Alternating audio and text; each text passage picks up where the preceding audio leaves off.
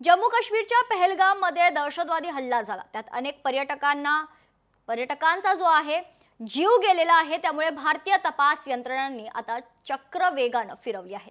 मात्र या तपासात आता नवीन आणि धक्कादायक माहिती समोर आली। त्यामुळे दहशतवादी पहलगाममध्ये कधी आले, किती दिवस राहिले आणि त्यांनी हल्ल्यासाठी 22 एप्रिलचीच निवड का केली याबाबत नवीन माहिती उघड झाली आहे। पाहूयात यावरच लोकशाही मराठीचा हा स्पेशल रिपोर्ट।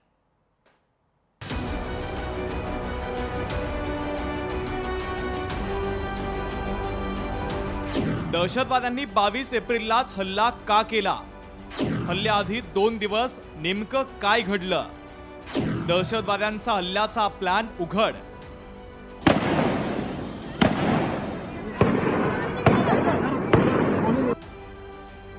जम्मू काश्मीरच्या पहलगाममध्ये गोळ्यांचा असा आवाज झाला आणि याच गोळ्यांनी 26 पर्यटकांचा जीव घेतला।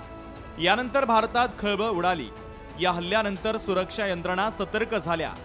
एकीकडे भारताने पाकिस्तानच्या विरोधात कठोर पावलं उचलली, तर दुसरीकडे यंत्रणांनी तपासाची चक्रही तितक्याच गतीने फिरवली। याच तपासामध्ये आता नवी धक्कादायक माहिती उघड झाली आहे, ज्यातून दहशतवाद्यांनी हल्ल्यासाठी 22 एप्रिल हीच तारीख का निवडली याची माहिती तपास यंत्रणांच्या हाती लागली आहे। नेमका 22 एप्रिललाच हल्ला का केला ते समजून घेऊया।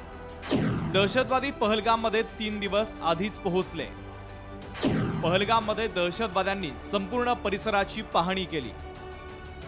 आरू खोऱ्याची पाहणी, मात्र सुरक्षा जास्त असल्याने हल्ला टाळला। सुरक्षा कडेकोट असल्याने अम्युजमेंट पार्कमध्ये हल्ला केला नाही। पर्यटक जास्त असल्याने हल्ल्यासाठी पहलगामची निवड केली। 20 आणि 21 एप्रिलला पहलगाममध्ये जोरदार पाऊस पडला। पावसामुळे पहलगाममध्ये पर्यटकांची संख्या कमी होती। 22 एप्रिलला पाऊस थांबला, त्यामुळे पर्यटकांची संख्याही वाढली। पर्यटक वाढल्याचं पाहून दहशतवाद्यांनी घुसून हल्ला केला। 22 एप्रिलला दुपारी 1:10 हल्ला केला। पहलगाममध्ये 2:20 हल्ला सुरू होता। दहशतवाद्यांना पाकिस्तानातील व्यक्तींकडून सूचना मिळत होत्या।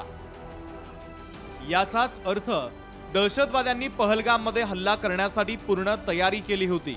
त्यानंतर पाहणी करूनच हा भ्याड हल्ल्याचा कट शिजला। मात्र आता भारतानं या हल्ल्याच्या मुळापर्यंत जाण्याची पूर्ण तयारी केली आहे। त्यामुळे या हल्ल्यात सहभागी असलेल्या दहशतवाद्यांना आणि त्यांना खतपाणी घालणाऱ्या मास्टरमाइंडला अद्दल तातडीनं घडवायला हवी। ब्युरो रिपोर्ट, लोकशाही मराठी। लोकशाही मराठी ऐका, पहा, जागरूक रहा।